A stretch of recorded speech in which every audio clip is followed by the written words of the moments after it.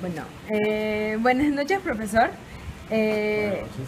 Hoy vamos a hacer una entrevista acerca del oncenio de Leguía para la asignatura de Historia del Perú.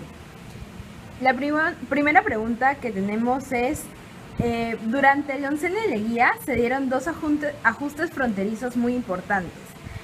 Como usted sabe, el Tratado Salomón-Lozano con Colombia y el Tratado de Lima con Chile. ¿Cuál considera usted que viene a ser el más trascendente? Bueno, en mi concepto el más trascendente fue el Tratado de 1929. Recordemos que en 1883 se firma el Tratado de Ancón, por el cual el Perú cedía a Chile Tarapacá definitivamente y por 10 años Tacna y Arica para efectuarse un plebiscito. Un plebiscito que nunca se efectuó. Y así pasaron los años hasta que llegamos a los años 1925, 1926, en el cual el presidente de Estados Unidos envía a dos brillantes generales, en orden sucesivo, primero el general Pershing y después el general Lassiter, para ver si se efectuaba o no se efectuaba el plebiscito. En ese interín, la labor de colonización por parte de Chile, de Arica y de Tacna fue sangrienta. Trataron de que salieran todos los peruanos para que ganara el plebiscito Chile. Pero estos dos brillantes generales, de repente no reconocidos por la historia, señalaron que no se podía efectuar y se retiraron. Y solamente se quedó el Perú para negociar con Chile. Fueron negociaciones en las cuales estuvieron de por medio muchos intereses, por un lado. Por otro lado, la presión interna nacional era tremenda, porque se sentía, se sabía, por medio de la radio, de la prensa, todos los abusos que cometían los chilenos. Y la opinión pública estaba sensibilizada, mientras que en lo referente a la zona del Putumayo, la zona del Caquetá, entre Caquetá y Putumayo, que fue motivo del Tratado de 1922, Salomón Lozano, no era muy conocido y que fue mantenido en secreto hasta 1925. Por eso el más importante considero yo que fue el Tratado de 1929.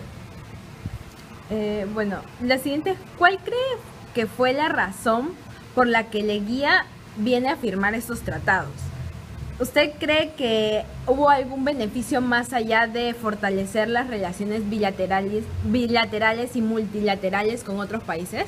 Bueno, ahí ese tratado, el Tratado Salomón Lozano, se dio cuando era presidente Leguía, que tenía que enfrentar simultáneamente el problema con Colombia y el problema con Chile. Acuérdense también de que ese tratado que firmado el 22 permanece en secreto hasta 1925. Tal era el control que tenía Leguía del Congreso, de que no se difundió esos 135.000 kilómetros cuadrados que perdimos entre el río Caquetá y el río Putumayo, y que se crea una frontera artificial que es el trapecio X. Las razones hasta ahora no han podido determinarse. Hay ciertas presunciones. Uno fue la presión norteamericana. ¿Por qué? Porque acuérdense también que Colombia cede el canal de Panamá crea, mejor dicho, a la República de Panamá, que al final es posesionada por los norteamericanos para hacer el canal de Panamá. Pero no se olviden también que el Perú recibió en compensación el Triángulo de Sucumbios. O sea, recibimos territorio en compensación. Pero no nos dimos cuenta, la Cancillería no se dio cuenta, que ese Triángulo de Sucumbios estaba en territorio ecuatoriano. O sea que era una isla peruana en territorio ecuatoriano. Y el año 41, después de la guerra del 41, se lo dimos a Ecuador. Y perdimos definitivamente, después de la guerra del 33, la zona comprendida entre el río Putumayo y el Caquetá, y se creó una frontera artificial que permitió que Colombia tuviera acceso al río Amazonas, que antes solamente lo compartían Perú y Brasil. Pero que hubo algo económico que fue corrompido Leguía, no creo. De repente una falsa sensación de panamericanismo, eso algún día se sabrá. Bueno, también por ese lado queremos saber que, bueno, muchos analistas destacan que hubo un cierto entreguismo a Norteamérica durante el gobierno de Leguía, favoreciendo empresas como en Estados Unidos, como por ejemplo la concesión de La Brea y Pariñas, o obras públicas a ciertos empresarios estadounidenses. Todo esto beneficia a empresas norteamericanas. Entonces, ¿usted está de acuerdo con la denominación de entreguismo que se denomina al periodo de Leguía?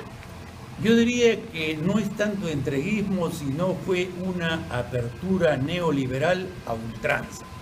Acuérdense que cuando era presidente Leguía se celebró el centenario de la independencia, 1921, y se celebró con grandes obras que hasta ahora están, por ejemplo, la Plaza 2 de Mayo, y una serie de obras que todavía se mantienen vigentes. Pero para ello hubo que hacer contratos con empresas extranjeras, particularmente norteamericanas, que eran las que financiaban la obra. Y a la hora que financiaban la obra, muchas veces elevaban los costos. Yo diría que no tanto se benefició Leguía, sino se benefició los ministros que trabajaban con él. Y de ahí hubo una apertura tremenda hacia Estados Unidos que se dio manifiesto cuando se da la famosa entrega de los lotes de Brea y Pariñas, lotes petroleros, que después ya en la época de Belaúnde fueron motivo de un golpe militar, el gobierno de Velasco Alvarado. Bueno, por último, muchos peruanos asocian la dictadura con Alberto Fujimori.